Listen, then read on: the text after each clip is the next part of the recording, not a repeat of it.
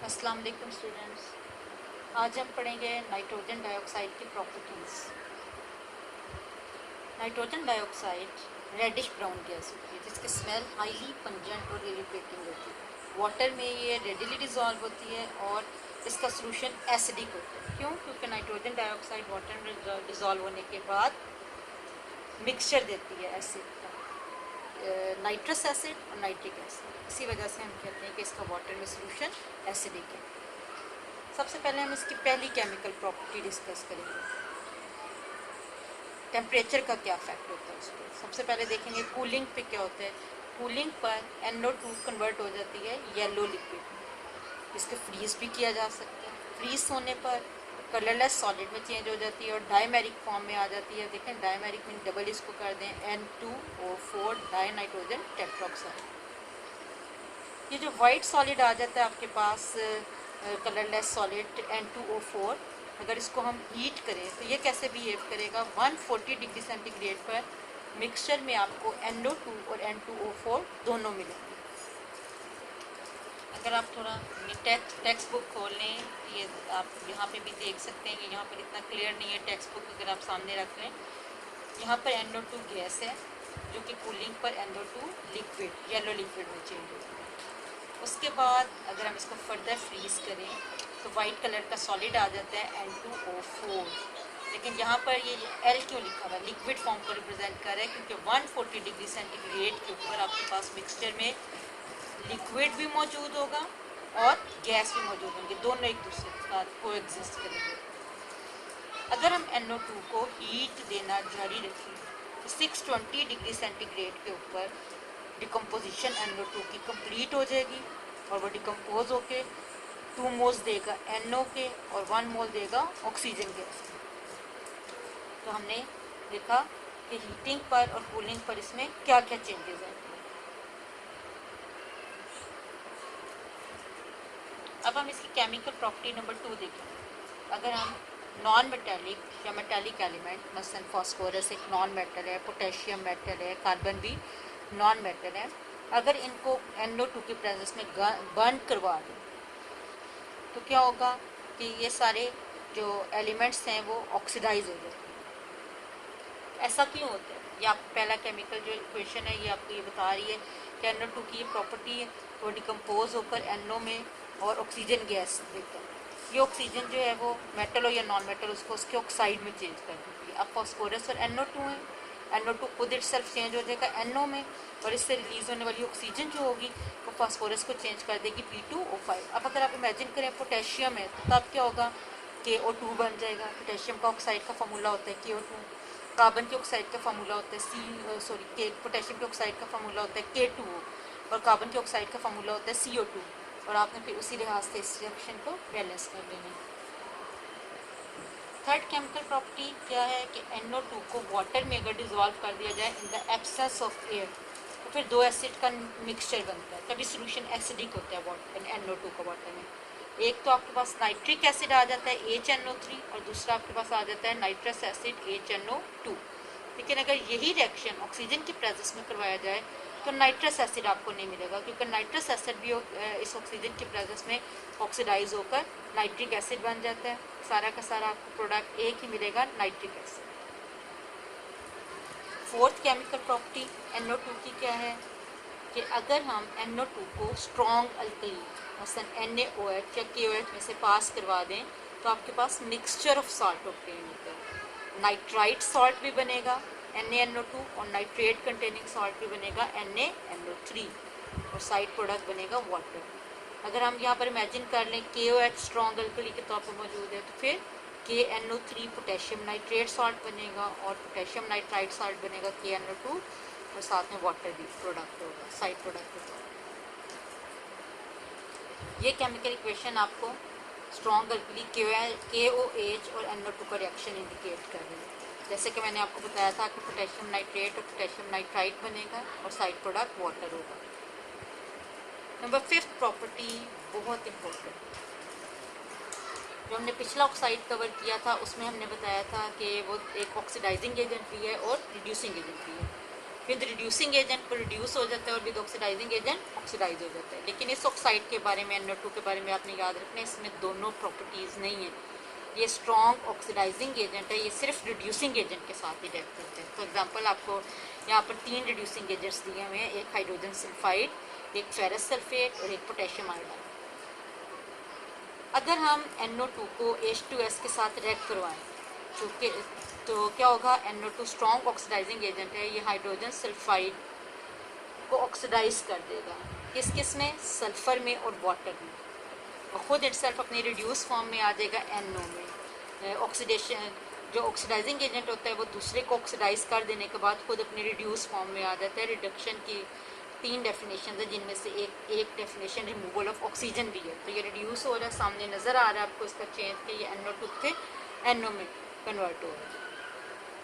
अब इसके बाद आप देखें कि FeSO4 ये भी एक रिड्यूसिंग एजेंट है, लेकिन ये रिएक्शन FeSO4 का सिर्फ और सिर्फ सल्फ्यूरिक एसिड की प्रेजेंस में होता है। FeSO4 सल्फ्यूरिक एसिड की प्रेजेंस में NO2 के साथ जब रिएक्ट करेगा तो फेरस सल्फेट से वो फेरिक सल्फेट में चेंज हो जाएगा। फेरस से फेरिक सल्फेट में चेंज होना क्या इंडिकेट कर रहा है कि वो ऑक्सीडाइज हो रहा है। इस सॉल्ट में इसका ऑक्सीडेशन स्टेट +2 है आयरन का, और इसमें इसका +3 है। जब किसी एलिमेंट का ऑक्सीडेशन स्टेट पहले से बढ़ जाए किसी कंपाउंड में तो हम कहते हैं वो ऑक्सीडाइज हो रही है। तो NO2 FeSO4 के साथ जब रिएक्ट करेगा तो फेरस सल्फेट ऑक्सीडाइज होने के बाद फेरिक सल्फेट, तो यहाँ पर NO2 का रोल एक दफ़ा फिर कैसा है, एज ऑक्सीडाइजिंग एजेंट है, लेकिन खुद ही अपनी रिड्यूस फॉर्म में आ जाएगा NO, और साथ में साइड प्रोडक्ट बनेगा वाटर। पोटेशियम आयोडाइड और NO2 को आपस में रिएक्ट करवाएं तो NO2 इसके आयोडाइड आयन को ऑक्सीडाइज कर देगा फ्री आयोडीन में I2। तो जैसे कि यहाँ पर इधर इसने सल्फ़र को ऑक्सीडाइज किया था फ्री सल्फ़र में, सल्फ़र मगर डायटोमिक नहीं होती। आयोडीन क्योंकि हैलोजन फैमिली का मेंबर है, आपको पता है कि हैलोजन जब फ्री स्टेट में एग्जिस्ट करते हैं तो सब डायटोमिक होते हैं। ये रिएक्शन और ये तकरीबन मिलते जुलते हैं। अब अगला क्या है, अगला इसमें क्या चेंज आएगा कि जो पोटेशियम आयन है वो इसके नाइट्राइट आयन के साथ कंबाइन होकर पोटेशियम नाइट्रेट में चेंज हो जाएगा। तो यहाँ पर ये सारे रिएक्शंस ये इंडिकेट कर रहे हैं कि NO2 एक पावरफुल ऑक्सीडाइजिंग एजेंट है। पिछले ऑक्साइड से आपने जब इसको कंपेयर करना है तो याद रखना है कि वो जो पिछला ऑक्साइड हमने कवर किया है NO, वो रिड्यूसिंग एजेंट के साथ एज ऑक्सीडाइजिंग एजेंट बिहेव करते हैं और ऑक्सीडाइजिंग एजेंट के साथ एज रिड्यूसिंग एजेंट बिहेव करता है। उसके अंदर डुअल प्रॉपर्टीज़ हैं, but NO2 is only oxidizing agent. It can oxidize H2S into sulfur, it can oxidize ferrous sulfate into ferric sulfate, it can oxidize iodine into free iodine, और खुद free iodine और खुद itself potassium nitrate salt में change होने के बाद अपनी reduce form में आ जाता है। पिछला हमारा टॉपिक था वो ऑक्साइड्स ऑफ नाइट्रोजन का था। हमने पढ़ा था कि नाइट्रोजन के 5 ऑक्साइड्स हैं, जिनमें से 3 ज़्यादा कॉमन हैं, जिनमें N2O, NO और NO2 शामिल हैं। तीनों की हमने डिटेल में प्रिपरेशन और प्रॉपर्टीज़ दोनों देख ली। अब हम आर्टिकल नंबर 4.2.3 पर आते हैं, जिसमें क्या है, ऑक्सी एसिड्स हैं। नाइट्रोजन के 2 इंपॉर्टेंट ऑक्सी एसिड्स हैं जिनका भी मैं पहले भी जिक्र कर चुकी हूँ। नाइट्रस एसिड जिसका स्ट्रक्चरल फार्मूला है HON_O, और दूसरा वाला नाइट्रिक एसिड है जिसका स्ट्रक्चरल फार्मूला है HON_O_O। ये आपने दोनों शॉर्ट क्वेश्चन के लिए इनके फार्मूले और इनके स्ट्रक्चर जो है लिखने की प्रैक्टिस करनी है, शॉर्ट क्वेश्चन में आ जाते हैं। उसके बाद अब हम देखेंगे कि नाइट्रस एसिड जो है इसको हम प्रिपेयर कैसे कर सकते हैं। नाइट्रस एसिड को अगर हमने प्रिपेयर करना हो तो इसके बहुत सारे मेथड्स हैं, जिनमें से 2 यहाँ पे डिस्कस हैं कि अगर हम डाइनाइट्रोजन ट्राईऑक्साइड, जो नाइट्रोजन का ये एक लेस कॉमन ऑक्साइड है, उसको वाटर में डिज़ोल्व करवा दें 0 डिग्री सेंटीग्रेड के टेम्परेचर के ऊपर, तो हमारे पास नाइट्रिक एसिड आ जाता है, नाइट्रस एसिड आ जाता है HNO2। इसी तरह प्योर नाइट्रस एसिड को ऑब्टेन करने का एक और तरीका भी है, वो क्या है कि बेरियम नाइट्राइट आप लेंगे, BaNO2, नाइट्राइट NO2, नाइट्रेट नहीं है, नाइट्रेट आइन में NO3 होता है। बेरियम नाइट्राइट आप ये टेक्स्ट बुक भी अपने सामने रखने, थोड़ा सा ये मिस प्रिंटिंग है। फिर साथ में आपने H2SO4 का एक वो सोल्यूशन लेना है, और जो है ना ये भी सोल्यूशन आपका कैसा होना चाहिए, आइस कोल्ड दोनों, और इसमें आपके पास क्या आ जाएगा, BaSO4 और नाइट्रस एसिड आ जाएगा। आइस कोल्ड सोल्यूशन इसलिए देते हैं क्योंकि हाई टेम्परेचर पर नाइट्रस एसिड स्टेबल नहीं होता। अभी मैंने आपको बताया अब केमिकल रिएक्शंस इसके देखेंगे। अभी मैंने बताया कि इसको प्रिपेयर करने के लिए हम बहुत लो टेम्परेचर रखते हैं, क्योंकि ये even room temperature, ordinary temperature पे भी डिकम्पोज हो जाता है और अपनी डिकम्पोजिशन पे ज़्यादा स्टेबल एसिड नाइट्रिक एसिड में और NO में और वाटर में चेंज हो जाता है। तो इसलिए इसको जब भी हम प्रिपेयर करते हैं हमेशा लो टेम्परेचर पे ही प्रिपेयर करते हैं। ऑर्डिनरी टेम्परेचर पे भी ये डिकम्पोज होकर में दे देता है नाइट्रिक एसिड, अपना ज़्यादा stable acid, NO gas and water. ये एक पावरफुल ऑक्सीडाइजिंग एजेंट है और इसके अंदर भी ये टेंडेंसी है कि वो HI को ऑक्सीडाइज करके आयोडीन में चेंज हो जाता है, आयोडाइड को चेंज कर देता है, आयोडीन में खुद अपनी रिड्यूस फॉर्म में आ जाता है, NO वाटर साइड प्रोडक्ट होता है।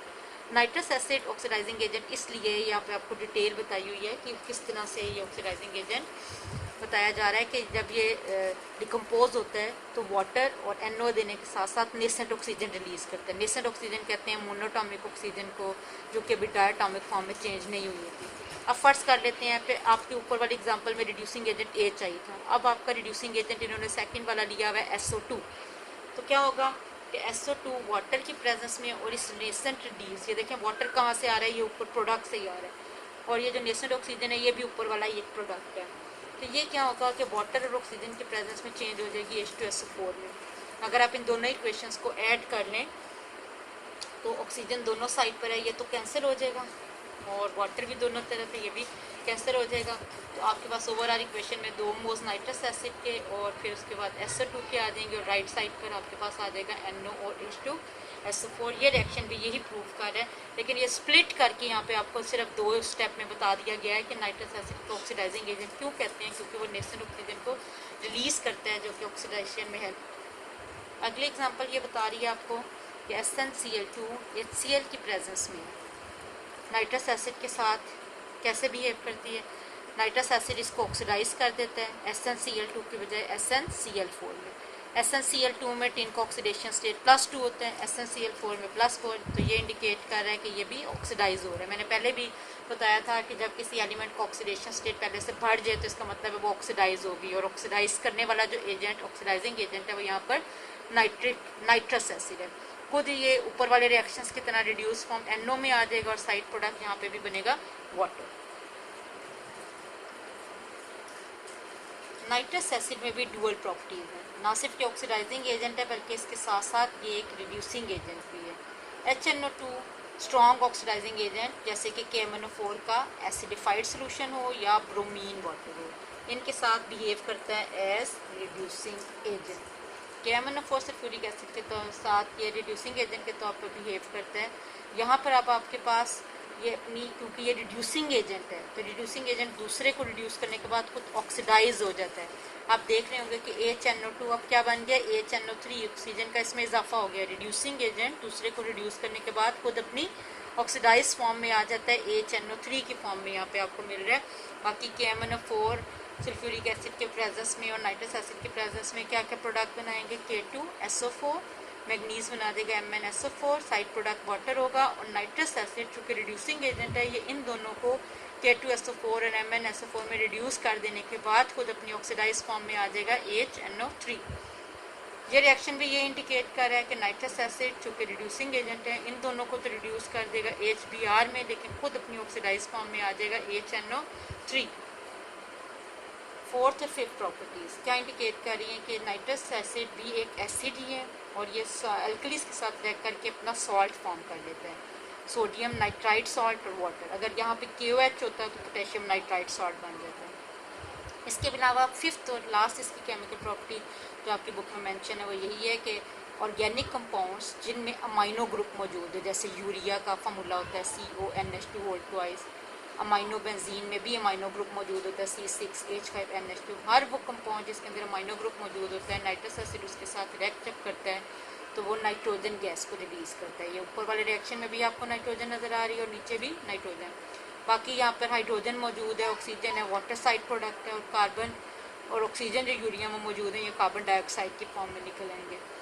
और नाइट्रस एसिड जब अमाइनो बेंजीन के साथ रिएक्ट करेगा तो फिनोल बनेगा। फिनोल क्या होता है, जिसमें अमाइनो ग्रुप की जगह OH आ जाए। C6H5NH2 अमाइनो बेंजीन है, और अगर यही अमाइनो ग्रुप की जगह नाइट्रस एसिड का OH ग्रुप आ जाए तो ये फिनोल बन जाती है। साइड प्रोडक्ट्स यहाँ पे भी ऊपर की तरह नाइट्रोजन एंड वाटर। तो यहाँ तक आज हमारा कवर हुआ नाइट्रस एसिड। नेक्स्ट टाइम हम जो है वो नाइट्रिक एसिड